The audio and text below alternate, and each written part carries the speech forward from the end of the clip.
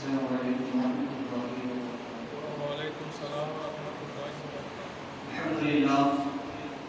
الحمد لله نحمده ونستعينه ونستغفره ونتوب إليه ونعوذ بالله من شرور أنفسنا ومن سيئات أعمالنا من يهده الله فلا مضل له ومن يضلل فلا هادي له ونشهد أن لا إله إلا الله وحده لا شريك له ونشهد أن سيدنا مولانا محمدا عبده ورسوله فقد قال الله تبارك وتعالى في القرآن المجيد والقرآن الحميد أعوذ بالله من الشيطان الرجيم بسم الله الرحمن الرحيم فلما جاءهم بالحق من عندنا قالوا اقتلوا أبناء الذين آمنوا معه واستحيوا نساءهم وما كيد الكافرين إلا في ضلال صدق الله العظيم وبلغنا رسوله النبي الأمين المكين الكريم لم الشاهدين والشاكرين والحمد لله رب العالمين۔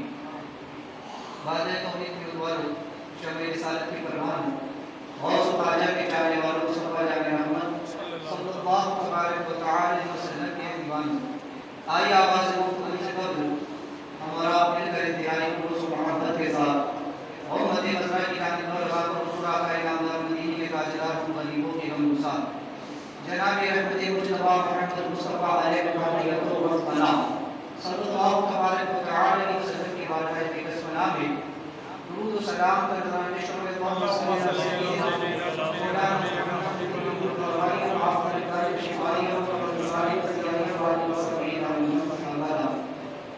ایک بتا پڑھ لیجیے صلی اللہ علیہ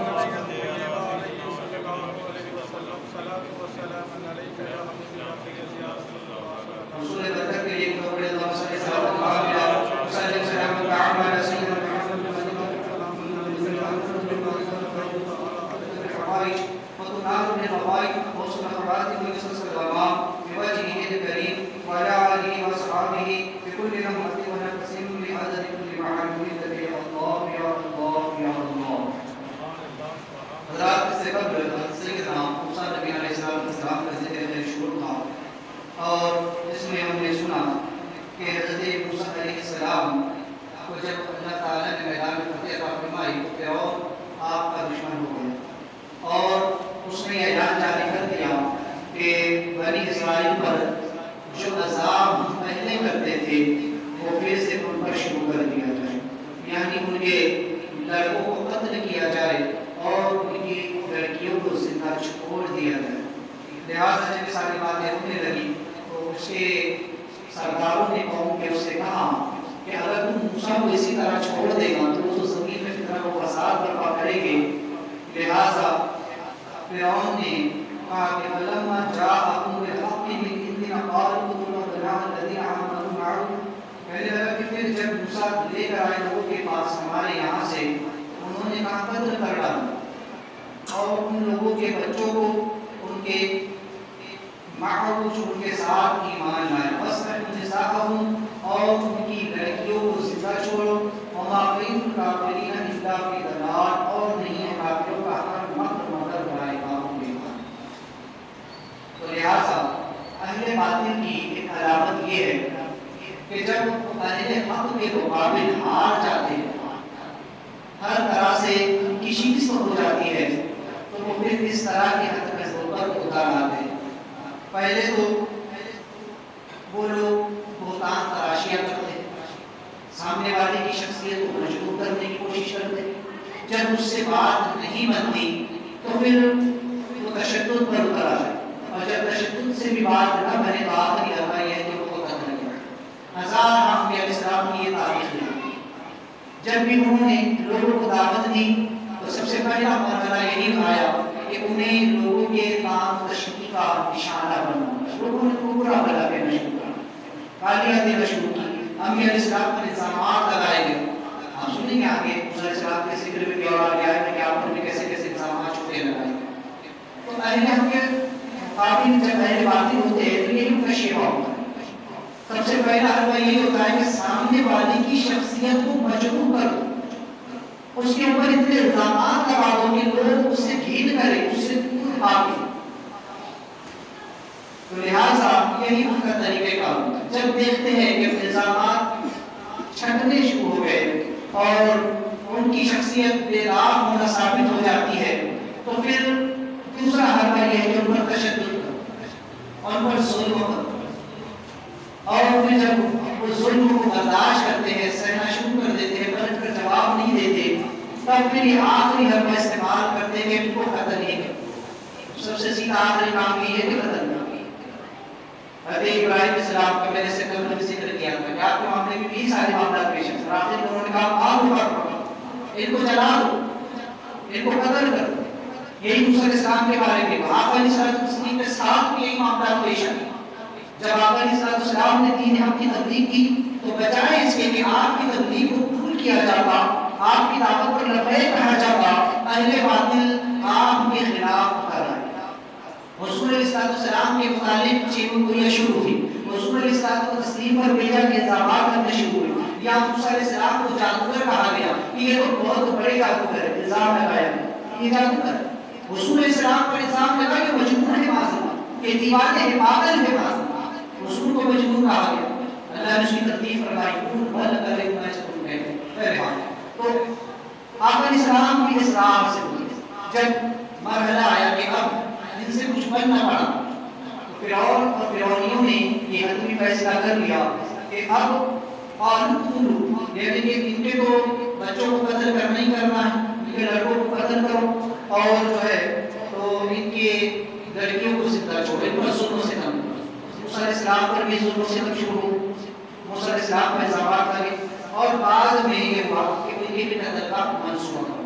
تو پہلے تو آپ کو جھوٹا کہا گیا، پھر آپ پر تشدد کیا گیا. اور بنی اسرائیل پر تشدد کرنے کی ایک وجہ یہ بھی تھی کہ اس طرح سے بنی اسرائیل کی عدد قوت ختم ہو کر کے رہ جائے.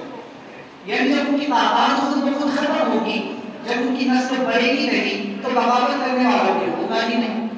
لہٰذا یہ سوچ کر کے اس نے ایک بچوں کا قتل کرنا شروع کر دیا. چونکہ حضرت موسیٰ علیہ السلام کی تشریف آوری سے قبل بھی یہی کیا کرتا. جب اس کو خبر دی گئی تھی کہ تیری سلطنت میں بچہ پیدا ہوگا کہ جو تیری سلطنت کے ٹکڑے کرے گا، تجھے تہمبارہ کرے گا، تو اس نے اس وقت بھی اعلان کیا کہ ان کے لڑکوں کو قتل کر اور لڑکی کو زندہ چھوڑ.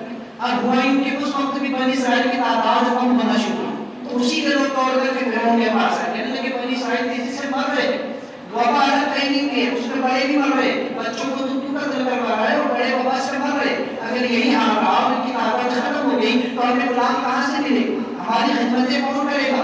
ہمارے کام کاج کون کرے گا؟ تو سارا کام کا وہ چھٹی پر آ جائے. تب اس نے اعلان کیا کہ ایک سال قتل اور ایک سال چھوڑ. لہٰذا موسیٰ علیہ السلام نے جب ولادت ہوئی اس کے بعد میں اسے اس قتل کے سلسلے کو روک دیا. لیکن جب جادوگر آپ پر ایمان لے آئے اور بنی اسرائیل آپ پر ایمان لانے کا سلسلہ شروع ہو گیا، تب اس نے پھر سے جو ہے وہی کام شروع کیا کہ پھر سے ان کی تعداد کو کم کرنے کے لیے ان کے بچوں کو قتل کرنا شروع کیا. تو لہٰذا ان کی عددی قوت کو، طاقت کو ختم کرنے کے لیے اس نے یہ کیا. لیکن اللہ تعالیٰ کی تدبیر سب سے بہتر تدبیر ہوتی ہے. اس نے اپنا مکر کیا، اس نے اپنی چال چلی کہ کسی طرح بنی اسرائیل کو جو ہے تو ختم کیا جائے. لہٰذا اللہ تعالیٰ اگر کافروں کی ہر تدبیر گمراہی میں ہوتی. کیونکہ ظاہر سی بات ہے جب انسان پر کسی چیز کا غلبہ ہوتا ہے، جب اس پر غصہ سوار ہوتا ہے یا اس پر شہوت سوار ہوتی ہے یا کسی سے انتقام لینے کا جذبہ سوار ہوتا ہے تو اس وقت انسان کی عقل جو ہے وہ آندھ بڑھ جاتی ہے. اس لیے شراب بھی حرام ہے، کیونکہ شراب پینے سے انسان کی عقل بچ جاتی ہے. تو وہ چیز جو انسان کی عقل کو تباہ دے اور اس پر غلبہ حاصل کرتا ہے، تو لہٰذا جب انسان پر یہ چیزیں غالب آتی ہیں تو انتقام کا جذبہ، اپنے مد مقابل کو ہرانے کا جذبہ جب اس پر غالب آتا ہے کہ مجھے بدلہ لے کر ہی رہنا ہے چاہے جو بھی ہو جائے، تو اس کی عقل کام نہیں کرتی. اور وہ انتقام لینے کی صورت میں وہ ایسی حرکتیں کر گزرتا ہے کہ اسے خود خبر نہیں ہوتی کہ اس کے اپنے حق میں جو ہے وہ غلط ثابت ہو. اللہ نے فرمایا کہ کافروں کی ہر تدبیر انبیاء، اولیاء، صلحاء، علماء، اولیاء کے مطابق جو بھی کوئی تدبیر کرتا ہے، کوئی تدبیر کرتا ہے، اس کی تدبیر وقت تک ہی مرتی ہے، اس کی تدبیر گمراہی میں ہی ہوتی ہے، اسے اس تدبیر سے کوئی فائدہ حاصل نہیں ہوتا۔ تو لہٰذا بنی اسرائیل کی عددی قوت کو ختم کرنے کے لیے فرعون نے بھی یہی چال چلی کہ کسی طرح سے جو ہے تو موسیٰ علیہ السلام سے یہ لوگ بس دل ہو جائے، یعنی کہ اگر ہم بنی اسرائیل کی یہاں قتل عام شروع کر دیں گے تو پھر بنی اسرائیل موسیٰ علیہ السلام کا ساتھ چھوڑ دیں، وہ کہیں گے تمہاری وجہ سے ہمارے بچے قتل ہو رہے ہیں، تو لہٰذا موسیٰ علیہ السلام کا ساتھ چھوڑ دیں گے۔ یہ خیال کر کے جو ہے تو اس نے یہ کیا کہ ان کے بچوں کو قتل کیا اور لڑکیوں کو زندہ چھوڑا، تاکہ یہ ہو سکے کہ وہ بنی اسرائیل موسیٰ علیہ السلام کا ساتھ چھوڑ دے۔ واقعی اللہ کی دلال، مگر جو دوسروں کے لیے گڑھا کھودتا ہے وہ خود ہی اس گڑھے میں جا رہی ہے۔ اس نے تو چاہا تھا کہ موسیٰ علیہ السلام کے لیے گڑھا کھودے، لیکن وہ چیز آگے چل کے اسی کو بھاری پڑ گئی۔ تو لہٰذا ایک مثال مشہور ہے کہ جو دوسروں کے لیے گڑھا کھودتا ہے وہ خود ہی اس میں جا کر گرتا ہے۔ روایت میں ہے کہ شام کے ایک مفتی، انہوں نے حضرت شیخ مجددی ابن عربی رحمۃ اللہ تعالی علیہ کے قتل کا فتویٰ دیا، بیجا فتویٰ دیا، بہت حضرت کی بھی آپ جو بھی۔ لہٰذا کہتے ہیں کہ روایت میں آتا ہے کہ جب وہ نہانے کے لیے مفتی گیا کنویں پر تو ایک غیر سے ہاتھ نمودار ہوا، اس کا گلا پکڑ کر کے اسے وہی ختم کر دیا۔ تو قتل کا فتویٰ تو دیا تھا اللہ کے ولی کے خلاف، لیکن وہ خود ہی قتل ہو کر کے دیا۔ روایت میں آتا ہے کہ ہارون رشید جو ایک بہت بڑا بادشاہ گزرا ہے، اس کے زمانے میں ایک نوجوان تھا جو امر بالمعروف و نہی عن المنکر کیا کرتا تھا، یعنی لوگوں کو گناہوں سے روکتا تھا اور نیکیوں کی دعوت دیا کرتا تھا۔ لہٰذا ایک دن ہارون رشید نے اسے پکڑ کر کے قید خانے میں ڈلوایا، اور ایسے قید خانے میں کہ جہاں سے نکلنے کا کوئی راستہ نہیں۔ ایک دن اسے خبر ملی کہ وہ نوجوان جس کو اس نے قید خانے میں قید کروایا ہے وہ تو باہر باغ میں ٹہل رہا ہے، کہاں اسے فوراً پکڑ گیا۔ اس کو جب پکڑ کر کے لایا گیا، ہارون رشید کے سامنے کھڑا کیا گیا، تو ہارون رشید دیکھ کر حیران رہ گیا، میں نے جسے قید میں ڈالا تھا اور ہر دروازہ بند تھا، دروازوں پر کوئی نہیں، یہ باہر نکلا کیسے؟ کہا تجھے آزاد کس نے کیا؟ تجھے قید سے چھڑایا کس نے؟ کہا اسی نے جس نے مجھے باغ میں پہنچایا۔ کہا تجھے باغ میں کس نے پہنچایا؟ کہا اسی نے جس نے مجھے تیری قید سے نکالا۔ ہارون رشید فوراً نادم ہو گیا، سمجھ گیا کہ اللہ تعالیٰ کی قدرت، کیونکہ یہ بندہ نیک عمل کرتا ہے، لوگوں کو خود گناہ سے روکتا ہے اور نیکیوں کا حکم دیتا ہے، تو اس کی آیت اللہ نے کی ہے، اس کی مدد اللہ نے کی ہے۔ ہارون رشید رونے لگا، کہنے لگا کہ اس شخص کو انعام و اکرام دیا جائے اور اسے گھوڑے پر بٹھا کر کے عزت کے ساتھ شہر میں گھمایا جائے اور یہ اعلان کیا جائے کہ یہ وہ شخص ہے جس کی زندت کا ارادہ ہارون رشید نے کیا تھا، لیکن اللہ نے اس کو عزت عطا فرمائی، لہٰذا ہارون رشید نے اس کو انعام و اکرام دیا۔ جو دوسروں کے لیے کرتا ہے وہ خود ہی اس میں آپ کرنے کے لیے۔ آج بھی ہوتا ہے، آج بھی بہت سارے لوگ ایسے علماء اولیاء صلاح کے خلاف سازشیں کرتے رہتے، علماء کے خلاف ان کی پیٹھ پیچھے جو ہے تو کارنامے انجام دیتے رہتے ہیں، اولیاء کرام کے ساتھ ہوتا ہے، اللہ والوں کے ساتھ ہوتا ہے۔ آج جیلانی کیا اذان کو اللہ تعالیٰ نے اونچ عطا فرمائے تو حاسدین کو نہیں پیدا ہو، جب اللہ کسی کو اونچ عطا فرماتا ہے، عزت عطا فرماتا ہے تو اسے حاسدین بھی بڑھ جاتے ہیں، اور حاسدوں کا کام یہی ہوتا ہے کہ اپنے منصور سے جو ہے تو حسد کیا جائے، اس کے خلاف سازشیں کی جائے، اس کی ذات کو جو ہے تو کسی بھی طرح سے بدنام کرنے کی کوششیں کی جائے۔ بہرحال تو غرض کے فرعون نے بھی یہی کیا، لیکن اس کی چال اسی کے لیے جو ہے تو پھر وہ بھاری پڑی، لہذا فرعون نے وقال فرعون نے اپنی قوم سے کہا ضروری مجھے چھوڑ دو، یعنی کہ مجھے چھوڑ دو، اس لیے کہ میں موسیٰ کو جو ہے تو قتل کروں، موسیٰ تاکہ میں موسیٰ کو قتل کر دوں، پھر وہ اپنے رب کو میرے خلاف میرے بندے مقابل مدد کے لیے بتا۔ یہ بڑی اس کی بیوقوفی کی بات ہے۔ میں نے کہا کہ جب انسان پر کسی چیز کا غلبہ سوار ہوتا ہے، جیسے کہ انسان پر غصہ سوار ہو تو پھر وہ صحیح غلط کا فیصلہ نہیں کرتا، شہوت سوار ہو جائے تو پھر وہ حرام و حلال کی تمیز نہیں کرتا۔ اسی طرح کوئی چیز کا جب غلبہ سوار ہو، اس کے اوپر بھی غلبہ سوار ہو کہ وہ سب غصہ کو قتل کرنا، اس کی عقل کام نہیں کرتی۔ اب وہ جو کیسی بات کرتا ہے، کہنے لگا مجھے چھوڑ دو تاکہ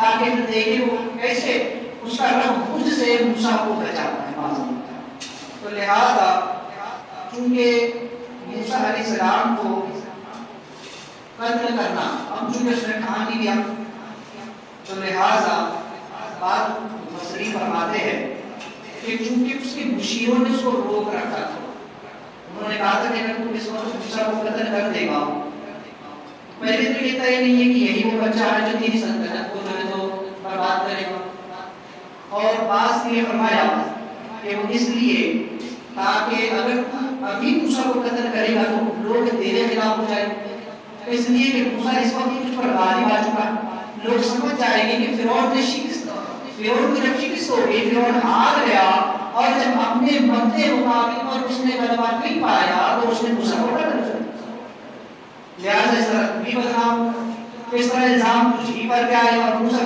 جیسے کہ اس کی عزت برقرار رہی تو کوئی ایسا کام کرو کوئی ایسا مرحلہ کہ جو ہے تو کسی طرح سے بات تجھ پر بھی نہ آنے پائے ورنہ لوگ جو ہے تو پھر اس قتل میں شبہ میں پڑ جائیں گے کہ تم اس کے مقابلے سے عاجز آ گیا اس لیے تم نے اسے جو ہے تو قتل کر دیا لیکن فرعون پر چونکہ غلبہ سوار ہی اس نے کہا کہ نہیں میں تو چاہے جو بھی ہو موسیٰ کو جو ہے تو قتل کر کے ہوگا وَلِيَدْعُ رَبَّهُ تاکہ وہ اپنے رب کو بلائے پھر دیکھے کہ چونکہ اس کا خیال تھا کہ اللہ تعالیٰ معاذ کوئی اس کے جیسا جسم جسمانیات والا ہوگا یا کوئی اور ایسا ہوگا کہ جو مقابل میں آ کر کے جو ہے موسیٰ علیہ السلام کو بچائے یہ ایک خاص چیز ہے چونکہ فرعون نے یہ سمجھا کہ اگر میں موسیٰ علیہ السلام کو قتل کرتا ہوں تو موسیٰ اپنے رب کو پکارے اور پھر ان کا رب آ کر کے موسیٰ کو بچائے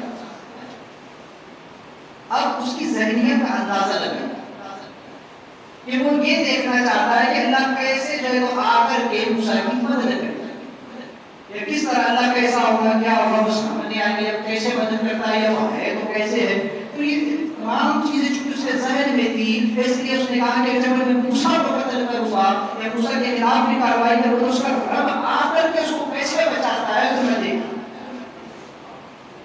تو لہٰذا یہاں پر ایک چیز یہ سمجھے کہ وہ لوگ جو اولیاء اکرام پر اعتراض کرتے ہیں جو سنیوں پر اعتراض کرتے ہیں کہ تم نبیوں اور ولیوں کو مدد کے لیے پکارتے ہو تو وہ کیسے آ کر کے تمہاری مدد کریں وہ تو پردہ کر گئے ہیں ان کا تو وصال ہو گیا انتقال کر چکے ہیں اپنی قبر میں تھے وہ کیسے آ کر کے تمہاری مدد کریں دیکھیں یہاں پہ اور کہہ رہا ہے کہ میں موسیٰ کو قتل کروں گا دیکھتا ہوں اس کا رب آ کر کے کیسے بچاتا ہے یہاں اہل سنت والجماعت پر یہ اعتراض ہوتا ہے کہ تم نبیوں ولیوں کو پکارتے ہو یا غوث پر مدد کہتے ہو یا ولی نواز پر مدد کہتے ہو اللہ والوں کو بلاتے ہو تمہاری مدد کے لیے کیسے آئے گا ہم نے تو آج تک آتے ہوئے نہیں دیکھا ہم نے تو کبھی نہیں دیکھا کہ قبر سے نکل کر کے آج انہوں نے مدد کی یاد رکھیں مدد کرنے کے انداز جدا جدا ہوتے مدد کرنے کے انداز اتنے زیادہ ہوتے ہیں اللہ تبارک و تعالیٰ حکیم مطلق ہے وہ قادر مطلق ہے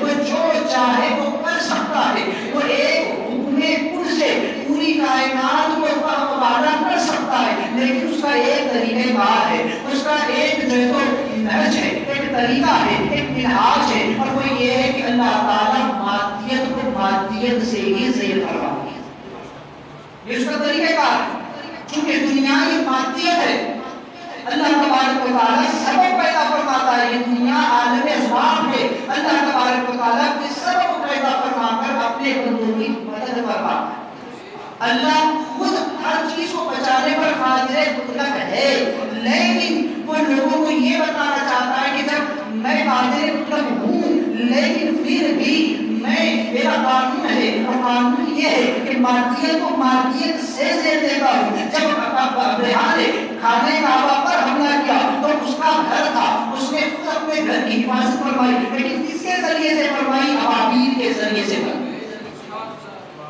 کوئی یہ کہے کہ اللہ آسمانوں سے اتر کر کیوں نہیں آیا اللہ عرش سے اتر کر کیوں نہیں آیا تو اللہ کی شان بھی ہے اللہ کی شان اتنی بلند ہے کہ وہ ایک معمولی سے پرندے کے ذریعے سے اپنے کعبے کی حفاظت کروا دیتا ہے یہ دنیا کو اللہ تبارک و تعالیٰ نے بتایا کہ میری قدرت پر اعتراض کرتا ہے تجھے یہ اعتراض ہے فرعون کہ میں کیسے آ کر کے اپنے بندے کو بچاؤں گا ارے تجھے کئی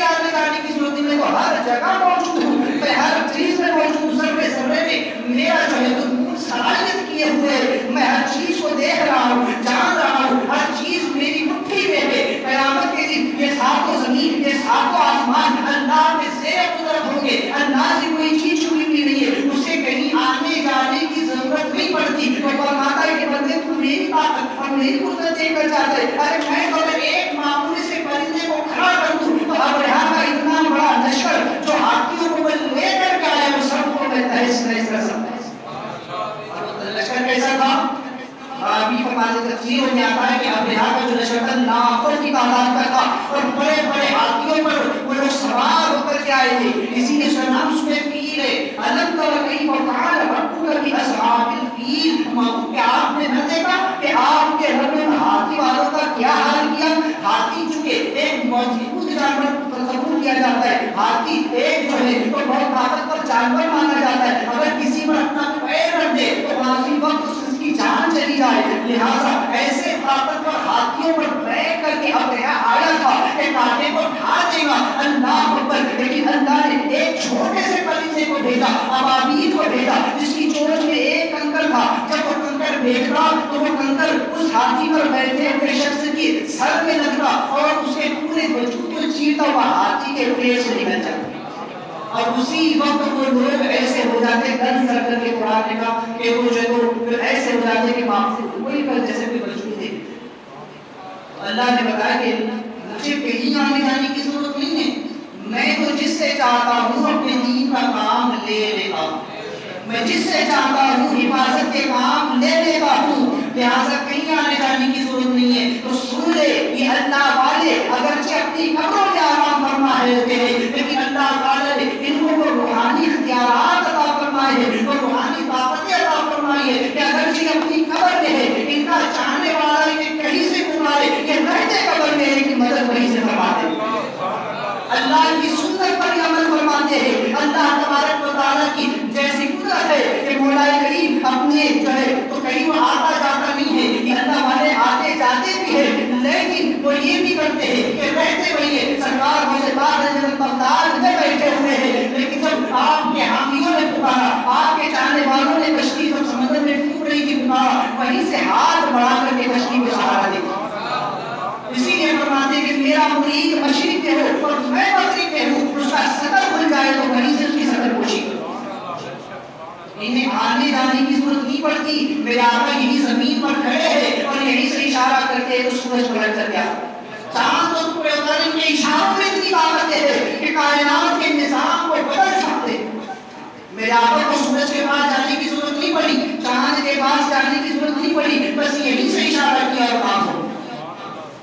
چاہے تو اشاروں سے اپنے کائنات پلٹ دے دنیا کی. یہ شان ہے ان کے غلاموں کی سردار کا عالم کیا غرض کی اللہ والے یہ ہوتے. تو یہ جو اعتراض کرتے ہیں کہ تم کو بلا کر کی دکھائی کیوں نہیں دیتے, تو یاد رکھو جب جنگ بدر میں اللہ نے فرشتوں کو اتارا تھا تو اس وقت کافروں کو بھی کچھ دکھائی نہیں دیتا تھا. جنگ بدر میں اللہ نے فرشتوں کی فوج آسمان سے اتار کے صحابہ دیکھ رہے تھے. صحابی نے عرض کیا یا رسول اللہ یہ آسمان سے چوٹیاں اترتی ہوئی نظر آ رہی ہے. میرے آقا نے فرمایا یہ چوٹیاں نہیں ہے بلکہ فرشتوں کی فوج ہے جو اللہ نے تمہاری مدد کے لیے اتارا. کفار حیران رہتے تھے کہ گردنیں کٹ کر گرتی تھی لیکن کوئی نظر نہیں آتا. تلوار چلتی تھی, گردن کٹتی تھی مگر کاٹنے والا نظر نہیں آتا. تو غرض کہ اللہ تبارک و تعالیٰ ایسے ہی اپنے بندوں کی مدد فرماتا ہے. تو یہ اللہ والے ہیں کبھی نظر نہیں آتے. یہ تو ایمان والوں کو نظر آتے ہیں, ایمانوں کو کچھ نظر نہیں آتا. آقا کریم صلی اللہ علیہ وسلم کے خلاف جب قتل کی سازش رچی, امام اللہ حضور صلی اللہ علیہ وسلم کو شہید کر دیا جائے, طے یہ پایا کہ ہر قبیلے کا ایک شخص ہو اور ایک ساتھ حضور پر جو طے ہو گیا. تمام قبیلے کے لوگ جمع ہو گئے. رات میں آقا حضور علیہ السلام کے حجرے مبارک کا گھیراؤ کر دیا گیا کہ جیسے ہی صبح ہوگی فوراً ایک ساتھ اللہ کر کے حضور کو قتل کر دیا جائے. جیسے وہ نماز کے لیے نکلے گی بس ہم فوراً اللہ کر. اللہ تعالیٰ نے اپنے حبیب کو جو ہے تو وہی فرمایا کہ میں وہ آج آپ کی جلد آؤں. باہر پہرے لگے ہوئے, گھر کے باہر پہرے لگے ہوئے, تمام کفار مشرک بالکل ہتھیار لے کر کے کھڑے کہ رسول باہر آئے گے. اللہ تبارک و تعالیٰ نے اپنے محبوب کو ہجرت کا حکم فرمایا. آقا کریم علیہ السلام دروازے اٹھے, سرکار نے وضو فرمایا اور دروازہ کھولا اور ہاتھ میں مٹی لے کر کے سورہ یاسین کی تلاوت کر کے ان کے سروں پر پھینکتے ہوئے نکل گئے. ان کی آنکھوں کے سامنے سے چلے گئے مگر کسی کو نظر نہیں آئی. میرے آقا دشمنوں کے سامنے سے گزر گئے لیکن نظر نہیں آئے. پتہ کیا چلا جب صدیق اکبر کے گھر پہنچے, دروازہ کھٹکھٹایا, صدیق اکبر نے دروازہ کھولا تو دیکھا سامنے سرکار تشریف فرما ہے اور حضور کے ساتھ حضرت ابوبکر صدیق بھی جو ہے. تو پھر ہجرت کے لیے روانہ ہو گئے. یہاں سے ایک بات سمجھ میں آئی کہ کافروں کو حضور نظر نہیں آئے لیکن صدیق کو نظر آئے. کافروں کے سامنے سے گزرے لیکن نظر نہیں آئے، اور صدیق کے گھر پہنچے تو صدیق کو حضور نظر آئے، پتا چلا کہ ایمانوں کو حضور دکھائی نہیں دیتے، اور آج ایمان والوں کو حضور نظر آئے۔ اسی لیے ہم کہتے ہیں کہ حضور جو آج بھی زندہ ہے، وہ زندہ ہے، واللہ زندہ ہے، واللہ میرے چشم عالم سے چھپ جانے والے۔ آج بھی الحمدللہ اہل سنت کو حضور کی زیارت ہوتی ہے، خواب کے بھی ہوتی ہے، بیداری میں بھی ہوتی ہے، لیکن جن کے دل مردہ ہے، جن کے پاس ایمان کی دولت نہیں ہے، ان کی نگاہوں میں بھی اتنا اثر نہیں ہے کہ حضور کو دیکھ سکتے۔ ارے تم کیا حضور کو کہتے ہیں حضور نظر نہیں آتے، بلکہ حضور نے خود اپنا جلوہ تم سے چھپا رکھا۔ وہ جسے چاہتے ہیں اپنا آپ دکھاتے ہیں، جسے چاہتے ہیں اپنے آپ کو چھپا دیتے۔ تو بہرحال حضور علیہ السلام کے متعلق یہ سازش ہوئی، اللہ تعالیٰ نے محبوب کی حفاظت کرنا۔ تو بہرحال اگر میں اس کے اوپر بات کروں تو خود ایک اللہ تعالیٰ اپنے بندوں کی حفاظت کرنا خوب جانتا ہے۔ اللہ نے فرمایا کہ محبوب آپ کا رب واللہ یعصمک من الناس، اللہ لوگوں کی شر سے آپ کی حفاظت کرتا ہے۔ تو بہرحال فرعون نے چاہا کہ جب اس نے گمراہانہ بات کی، تو آج کے دور کے فرعون ایسی ہی بات انبیاء اولیاء کے بارے میں کہتے ہیں کہ یہ انبیاء اولیاء کی مدد کے لیے پکار کر آتے نہیں ہیں، دکھائی نہیں دیتے، کیسے کرتے ہیں، کیسے ہوگا۔ تو یاد رکھو یہ سب تدبیریں ہوتی ہیں، وہ سامنے اگرچہ نہ آئے لیکن وہی سے ایسا تصرف فرما دیتے ہیں، ایسا سبب پیدا فرما دیتے ہیں کہ لوگوں کو نظر نہیں آتا۔ ایک روایت میں ذہن میں آ کے چاہتا سرکار غریب نواز رضی اللہ تبارک تعالیٰ کے مزار پر ایک شخص جو ہے تو گھوم رہا، کہہ رہا تھا کہ غریب نواز آج آپ سے جو ہے تو 5 روپیہ لے کر کے گیا۔ اب کافی دیر سے وہ گھوم رہا، ایک بدعقیدہ بھی وہاں پر تھا، اس نے کافی دیر سے وہ دیکھ رہا تھا کہ یہ گھوم رہا ہے لیکن کچھ نہیں ملا، تو آیا کہنے لگا کہ تو اتنی دیر سے غریب نواز سے 5 روپیہ مانگ رہا ہے لیکن تجھے نہیں ملا، چل میں تجھے 5 روپیہ دے دے۔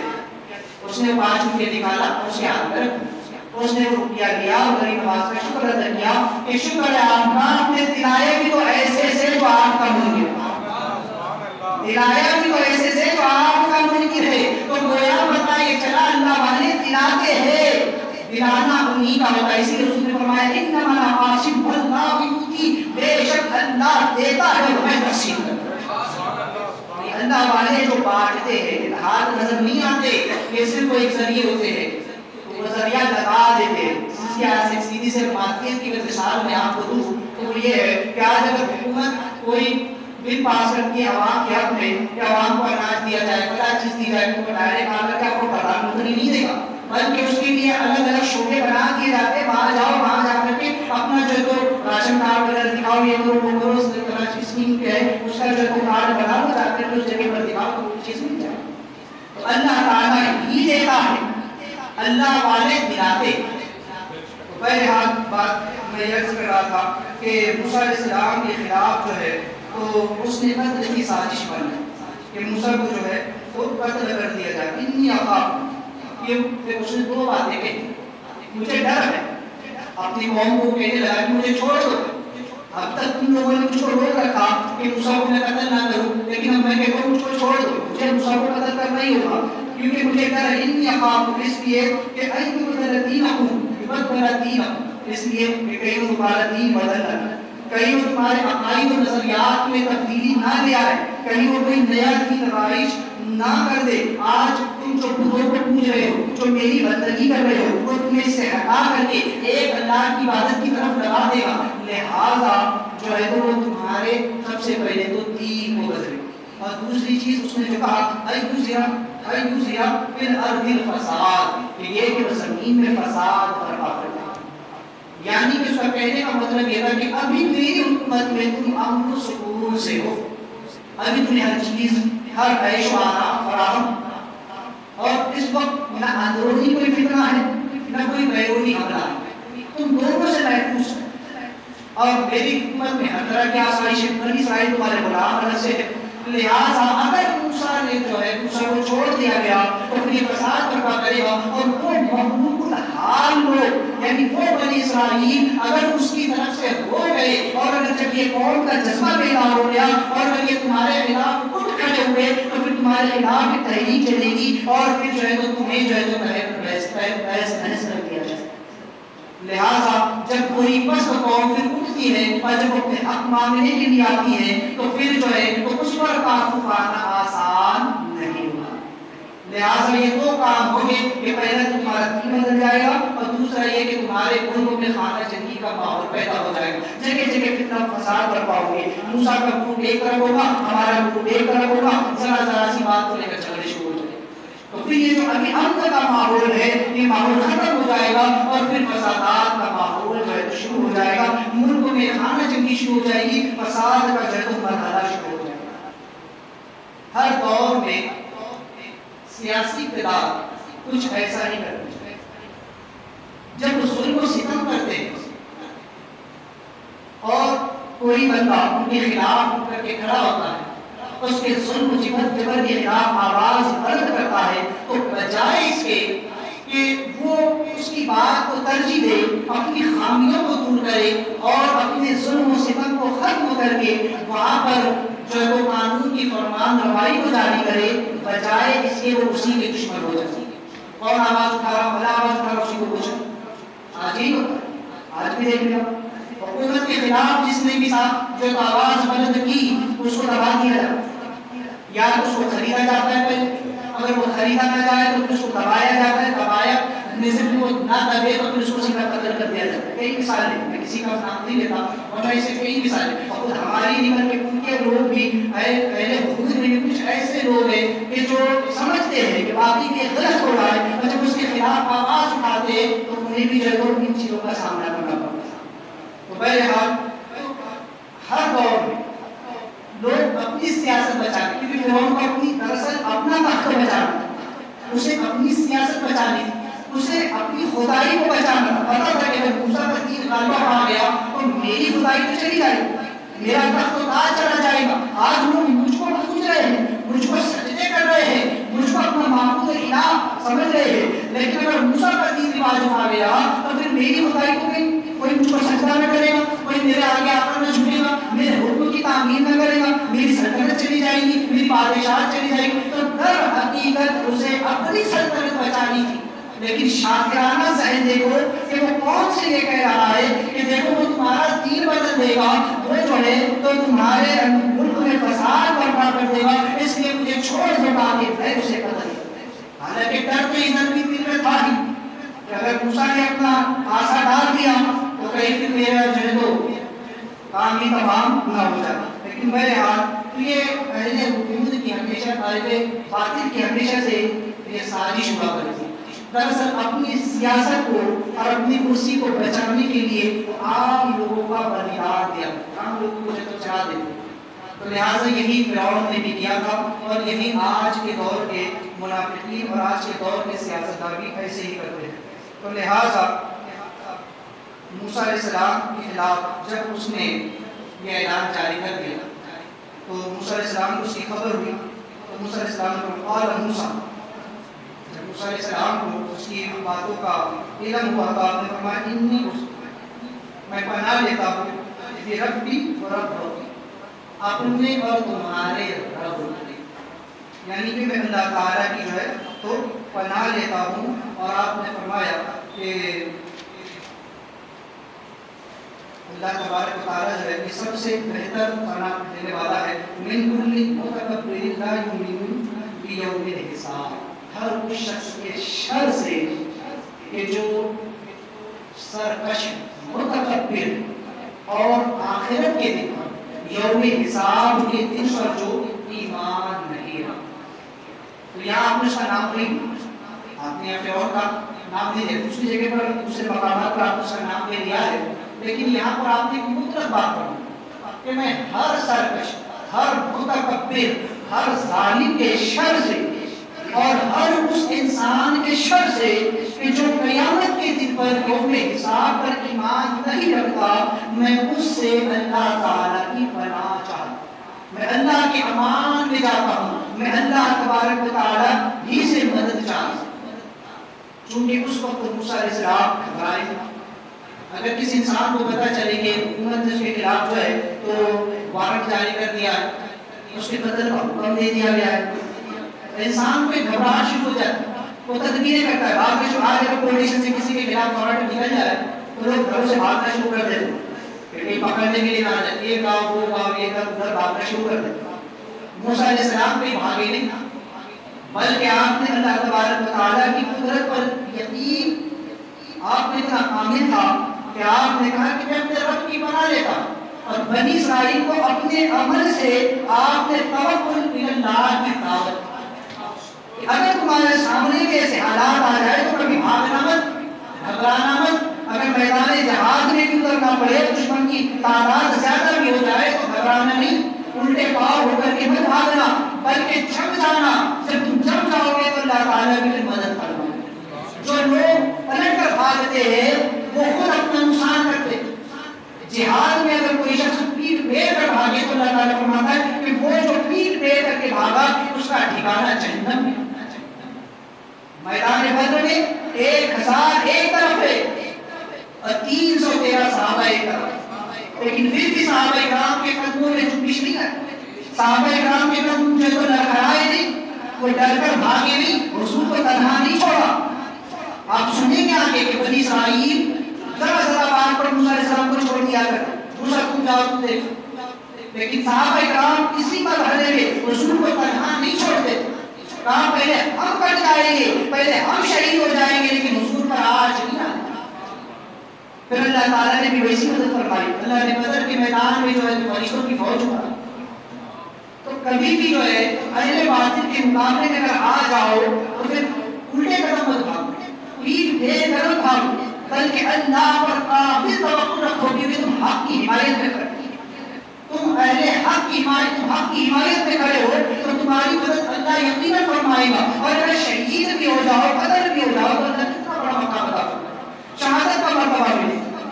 امام علی مقام رضی اللہ عنہ نے وہ درسوں کی ہم کو دی، ایک طرف 72,000 ہے اور ایک طرف صرف آپ 72 کا جو ہے تو ایک طرف 72 اشخاص آپ کے ساتھ، جس میں مرد عورت بوڑھے جوان سبھی، اور ایک طرف 40,000 کا یزیدیوں کا لشکر ہے، لیکن امام کے پیر نہیں ڈگمگائے، امام میدان چھوڑ کر نہیں گئے، بلکہ شہید ہو گئے اور قوم کو پیغام دیا کہ اکثریت کو دیکھ کر کے کبھی بھی پیٹ پھیر کر مت بھاگنا، بلکہ آخر وقت تک لڑتے رہنا، یا تو اللہ فتح عطا فرمائے گا یا شہادت کا مرتبہ عطا فرمائے گا۔ امام نے اللہ نے امام حسین کو شہادت کی عطا فرمائی اور فتح بھی عطا فرمائی۔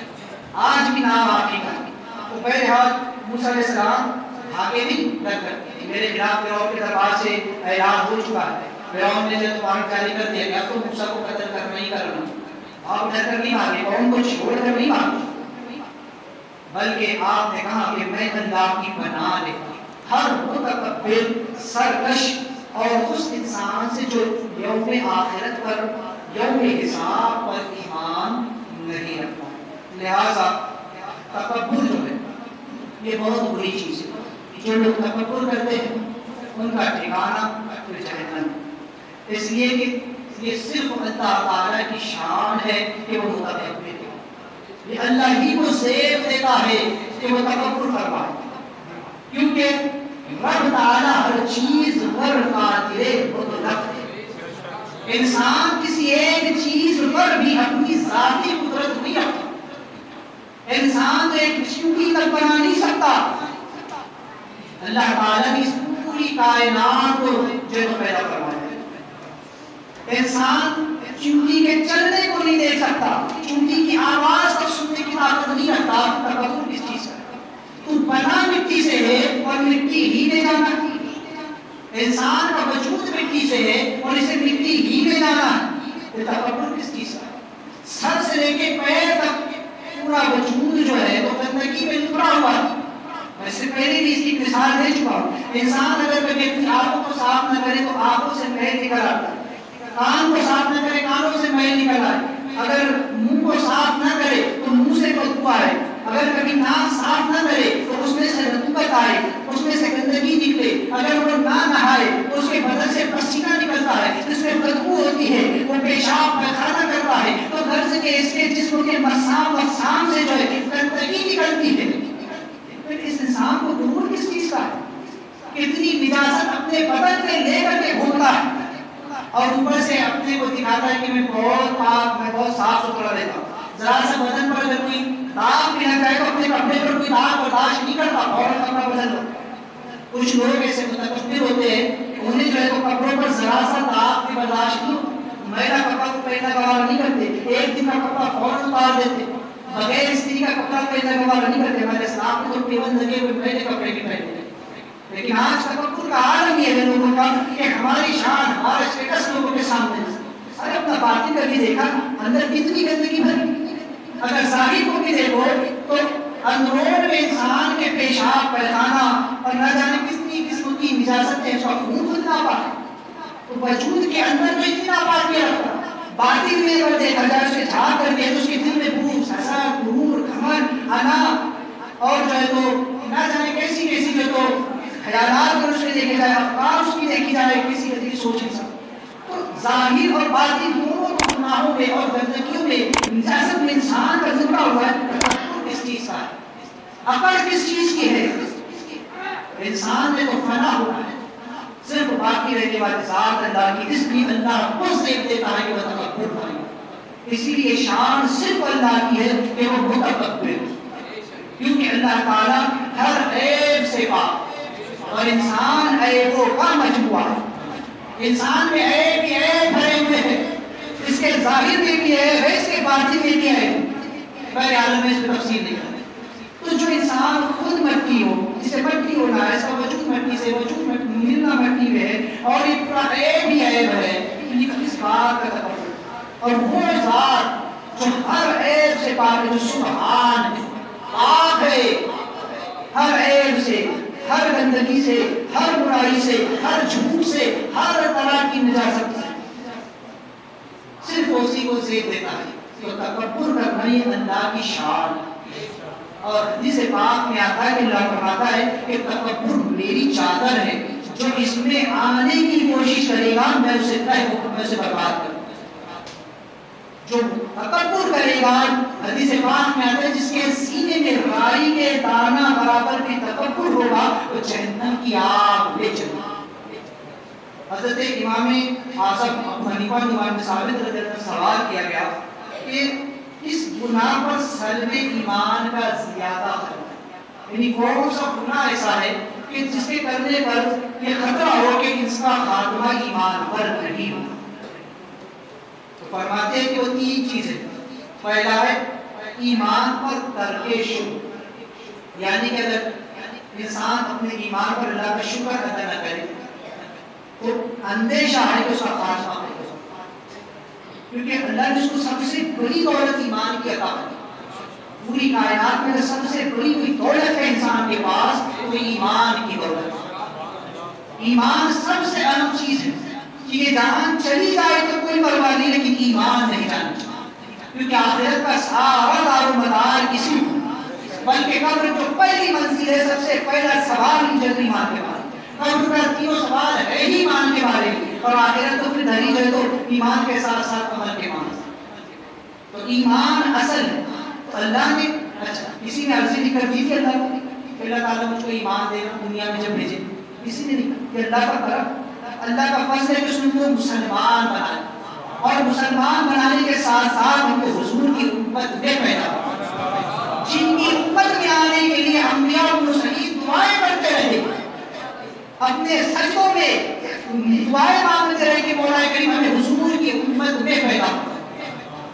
اللہ نے بغیر ہمیں کسی سبب کے بغیر کچھ مانگے بغیر کچھ کہے اپنے فضل سے ہمیں حضور کا امتی بنایا، اور وفادار امتی بنایا، سنی صحیح عقیدہ مسلمان بنایا۔ یہ بڑے کرم کی بات ہے، اور نام کے امتی بھی بہت گھوم رہے کہ مصطفیٰ کی آنتے انہیں بند و اس پہ یہ چھپاتے کہ میں کیا نہیں ہوں محمدی، ارے ہاں نہیں، ارے ہاں نہیں، تو ہے نہیں، اپنے آپ کو مسلمان کہتا ہے، جس نبی کا کلمہ پڑھتا ہے اسی کو نبیت دیتا ہے، اسی کی گستاخیاں کرتا ہے، وہ محمدی نہیں ہے، تو مسلمان ہے ہی نہیں۔ تو پہلے اللہ کا بہت بڑا کرم ہے کہ اس نے ایمان کی دولت عطا کی۔ اب جو اس دولت پر اللہ کا شکر ادا نہ کرے تو سیدھا ہے کہ اس کا خاتمہ ایمان پر ہو، اس کا خاتمہ کفر ہو، اور شکر کا سب سے اہم ذریعہ نماز ہے کہ انسان نماز پڑھے، سجدہ کرے، کیونکہ سجدہ عاجزی کی، اللہ کا شکر ادا کرنے کی انتہا درجے کی جو ہے تو یہ دلیل ہے کہ انسان اپنے رب کا شکر گزار، اپنے رب کی اس بات پر سر جھکا دیا، مولا تیرا کرم ہے کہ تو نے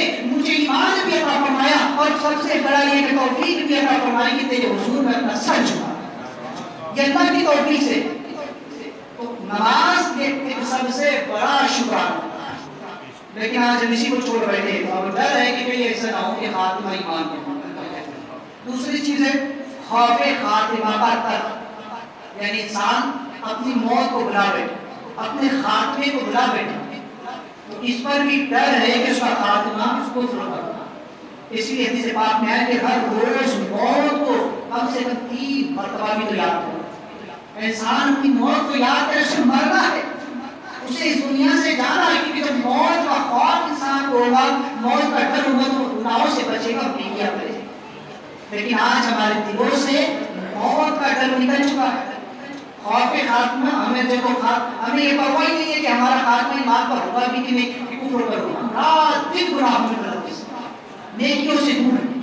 اور تیسری چیز ہے بندگان خدا پر ظلم. اللہ جو اللہ کے بندوں پر ناحق ظلم کرے، اس کا متعلق بھی فرمایا امام اعظم نے کہ ڈر ہے کہ اس کا خاتمہ بھی کفر پر ہوگا. ڈر. ہاں یہ بات الگ ہے کہ اگر اللہ کی توفیق کسی کے ساتھ شامل حال رہی تو اس کو توبہ کی توفیق مل جائے. ابھی وقت ہے، ابھی زندگی ہے. اگر ہمارے طریقے سے کوئی بات ہے تو اسے اپنے ایمان پر خدا کا شکر ادا کرے، موت کو یاد کرے اور ناحق کسی پر ظلم نہ کرے. بہرحال یہ 3 چیزیں ہیں. تو ایک روایت میں ہے کہ حضرت سلیمان علیہ السلام کو اللہ تعالیٰ نے ہوا کے تابع فرمایا. آپ کا تخت ہوا جو ہے لے کر کے بڑی تیزی کے ساتھ آنے والی ہے، آپ جہاں جانا چاہتے وہاں پہنچا. ایک دن آپ اپنے عمرہ گزرا کے ساتھ تخت پر جلوہ فرماتے اور آپ نے ہوا کو حکم دیا کہ مجھ کو آسمان کی طرف لے جائے. ہوا جب آپ کو پل بھر میں آسمان کی طرف لے گئی تو وہاں آپ نے فرشتوں کی گفتگو سنی، فرشتوں کی باتیں سنی. تو فرشتے کہہ رہے تھے، فرشتہ کہہ رہا تھا کہ اگر حضرت سلیمان علیہ السلام کے سینے میں ذرہ برابر بھی تکبر ہوتا تو آج جتنی بلندی پر وہ پہنچے ہیں اتنی ہی زیادہ زمین کی گہرائی میں وہ پہنچا دی جاتی. لیکن حضرت سلیمان علیہ السلام کے سینے میں تکبر نہیں. اسی لیے اللہ نے ان کی بلندی یہ عروج عطا فرمایا ہے کہ وہ یہاں تک کے پہنچ سکے. تو پتہ چلا کہ تکبر انسان کو بہت ذلیل کرتا ہے، رسوا کرتا ہے، عاجز انسان کو اوپر لے کر کے جاتا ہے. اللہ تعالیٰ نے قابل قدرت یاد ہے کہ وہ دانا جو آپ زمین میں کھود ہوں گے وہی جو ہے تو آگے چل کر کے پیڑ بنتا ہے، پھل پھول دیتا ہے. جو اپنے آپ کو خدا کی بارگاہ میں جھکا دیتا ہے اللہ تعالیٰ اسی پر انعامات کی بارش کرتا ہے. اور آپ دیکھیں کہ جو اکڑ جاتا ہے، جو کل جاتا ہے، جو درخت جو ہے کل جائے تو پھر اس کو جو ہوا میں اکھاڑ کر کے لے جاتا ہے. چھوٹے چھوٹے پودوں کو آپ دیکھیں جب ہوا چلتی ہے تو وہ جھک جاتے ہیں، وہ ٹوٹتے نہیں ہیں. لیکن جو پیڑ سخت ہوتے ہیں، ٹائٹ کھڑے ہوتے ہیں نا، وہ ہوا سے اکھڑ جاتے ہیں. یہ علامت ہے کہ جو تکبر کرے، انا کرے، غرور کرے اسے پھر اللہ تعالیٰ کے عذاب کی آندھی ایسی اڑا کر کے لے جاتی ہے، اس کا وجود کا پتہ نہیں چلتا. روایت میں ہے کہ انسان کے سر میں 2 طرح کی زنجیریں ہیں، اور ایک کا جو سرا ہے وہ 7ویں آسمانوں پر ہے اور ایک کا 7 زمین کے نیچے. جب انسان تکبر کرتا ہے تو وہ زمین والی زنجیر سے کھینچتی ہے یہاں تک کہ وہ انسان جو ہے یعنی جس سے مراد یہ کہ وہ ذلیل و خوار ہو. اور جب انسان عاجزی کرتا ہے تو وہ جو زنجیر آسمانوں میں ہے وہ اس کو اوپر کھینچتی ہے، لیکن نفس کو عزت اور وقار عطا فرماتا ہے. تو جو انسان جتنی عاجزی کرے گا اللہ اس کو اتنے مقام اور درجے اور عزت عطا فرمائے گا، اور جو جتنا غرور گھمنڈ کرے گا اللہ اس کو ویسے ذلیل کرے گا. اللہ فرماتا ہے کہ متکبر اللہ کی ایک چونٹی کی بھی حیثیت نہیں رکھتی. ایک چونٹی کی بھی کوئی مقام ہوتا ہے، لیکن اللہ کے یہاں تکبر کرنے والے کا اس سے بھی کوئی مقام نہیں، اس سے بھی اس کی کوئی تلنا نہیں کی. روایت میں ہے کہ اللہ تبارک و تعالیٰ نے اپنے قدرت سے موتی پیدا کرایا اور پھر جب اس پر اپنی حیبت کی نظر ڈالی تو وہ پگھل گیا، پانی بن گیا. اس پر جو ہے تو پھر جھاگ جمے اور اس سے جو ہے زمین کا وجود ہوا. جب اس زمین کو تکبر ہوا تو اللہ تبارک و تعالیٰ نے اس کے اوپر پہاڑوں کو رکھ دیا تاکہ یہ ہل نہ سکے. جب پہاڑوں کو تکبر ہوا تو اللہ تعالیٰ نے لوہے کو پیدا کر تاکہ یہ لوہے سے توڑے جا سکے. جب لوہے کو تکبر ہوا تو اللہ تعالیٰ نے آگ کو پیدا کر آگ کے ذریعے سے جو لوہے کو جو تو اس کی اوقات دیا. جب آگ کو تکبر ہوا تو اللہ تعالیٰ نے پانی کو پیدا کروایا کہ پانی سے آگ بجھ جاتی ہے. جب پانی کو تکبر ہوا اور یہ بادل کی شکل میں تو اللہ تعالیٰ نے اس ہوا کو جو ہے تو اس پر مسلط فرمایا. ہوا جہاں چاہتی ہے اس کو جہاں چاہتی ہے لے جاتی ہے.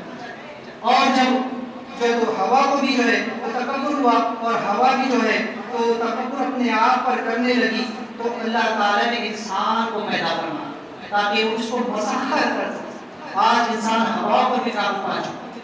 جب انسان کو تکبر ہوا تو اللہ تعالیٰ نے اس پر نیند کو طاری فرما دیا. جب نیند کو تکبر ہوا تو اللہ نے مرض کو جو ہے تو اس کے اوپر جو ہے تو بھاری کر دیا. اور جب مرض کو بھی تکبر ہوا تو اللہ تعالیٰ نے اس پر موت کو جو ہے تو غالب فرما دیا. اور یہاں تک کہ جب موت کو تکبر ہوا تو فرمایا کہ کل قیامت کے دن جب جنتی جنت میں اور جہنمی جہنم میں چلے جائیں گے تو موت کو لینے کی شکل میں لا کر جنت اور جہنم کے بیچ میں ذبح کر دیا. اس لیے فرمایا کل من علیہ فان ویبقى وجہ ربک ذو الجلال والاکرام. ہر چیز میں فنا ہونا ہے صرف باقی رہنے والی ذات ہے. تکبر صرف اللہ کو زیب دیتا ہے بندوں کو زیب نہیں دیتا. آج بندہ بندے کو تکبر دکھاتا ہے اور رب ہو کر کے متکبر ہو کر بندوں پر کرم فرماتا ہے. اللہ کی شان یہ ہے کہ وہ متکبر ہے لیکن پھر بھی اپنے بندوں پر کرم فرماتا ہے. وہ رحیم بھی ہے رحمان. وہ اپنی صفت رحمان اور رحیم کا جو جلوہ فرماتا ہے. اور ہم بندے گندے ہو کر کے ہماری اوقات یہ ہے کہ ایک بندہ دوسرے بندے پر تکبر کرتا ہے, فخر کرتا ہے میرا گھر ایسا, میرا بڑا معاملہ ایسا, میں امیر میں بنا ہوں بیٹھا. یہ تکبر انسان کو زیب نہیں دیتا. جو تکبر کرے گا اللہ تعالیٰ اس کو ذلیل و خوار کرے. اللہ تعالیٰ سے دعا ہے کہ مولا کریم ہم تمام اس بیماری سے جو ہے تو محفوظ فرمائے. چونکہ مسائل کا بھی سلسلہ شروع ہے اور اس ضمن میں پچھلے ہفتے بھی چند مسائل آپ نے جو سماعت کیے تھے آج بھی چند مسائل سن لیں. ضرورت سے زیادہ اس قدر بلند آواز سے کرت پڑھنا کہ دوسروں کے لیے باعث تکلیف ہو مکروہ. بعض لوگ جو ہے تو بہت زیادہ طاقت لگا کر کے کبھی کبھی تلاوت کرتے ہیں, مکروہ ہے. اگر کسی کو تکلیف ہو ہمارے پڑھنے سے زیادہ زور سے, اگر کوئی بازو میں نماز پڑھا ہے, بعض لوگ ہوتے ہیں کوئی زور سے پڑھتے ہیں, اس کے بعد کوئی دوسرا نماز نہیں پڑھا تو خلل ہوتا ہے, تو یہ مکروہ ہے. یہ اتنی زور سے طاقت لگانا کہ خود پر جو اس کا اثر پڑے. اذان کے لیے بھی یہ ہونا اتنا دور کہ اپنی طاقت بھر, طاقت سے زیادہ زور اللہ نے کسی پہ نہیں ڈالا. لا یکلف اللہ نفسا الا وسعها. اللہ نے کسی جان پر اس سے زیادہ بوجھ نہیں ڈالا. جتنی طاقت ہے اتنا ہی ہوتا ہے, طاقت سے زیادہ کھانے کی ضرورت نہیں. جتنا آپ پڑھ سکتے ہو اتنی ہی آواز کے ساتھ, جتنی آواز کا ساتھ دے سکتے ہو, بہت زیادہ زور لگانے کی ضرورت نہیں ہے. یہ مکروہ ہے. لہذا دوسرا مسئلہ یہ کہ منفرد یعنی اکیلے نماز پڑھنے والے کو جہری نماز میں اختیار ہے کہ وہ چاہے تو آہستہ پڑھے یا چاہے تو جہر کے ساتھ. میں نے اگر کسی کی جماعت چھوڑ دی, تنہا پڑھ رہا ہے, تو اسے اختیار ہے فرض نماز وہ بھی جہر والی عشاء فجر یا مغرب اگر وہ پڑھ رہا ہے تو اس کو اختیار ہے, چاہے تو بلند آواز سے پڑھے چاہے تو آہستہ پڑھے. لیکن اتنا آہستہ میں خیال ہے کہ اپنے کان خود سن سکے. مثلا بھی شکا گیا ہے, بہتر یہ ہے کہ پہلی رکعت کی قرأت دوسری رکعت کی قرأت سے قدر زیادہ, یعنی پہلی رکعت میں تھوڑا زیادہ پڑھے, دوسری رکعت میں تھوڑا سا کم پڑھے. اور جو ہے تو اگر کبھی کسی نے پہلی رکعت میں تھوڑا زیادہ پڑھ دیا اور دوسری رکعت میں کم پڑھا, اور اگر وہ فرق ظاہر ہوتا, ایسا محسوس ہو جاتا ہے کہ ہاں پہلی رکعت چھوٹی ہوئی دوسری رکعت بڑی ہوئی, تو یہ مقبول ہے تنزیہ ہے. مقبول ہے تنزیہ ہے, خلاف سنت.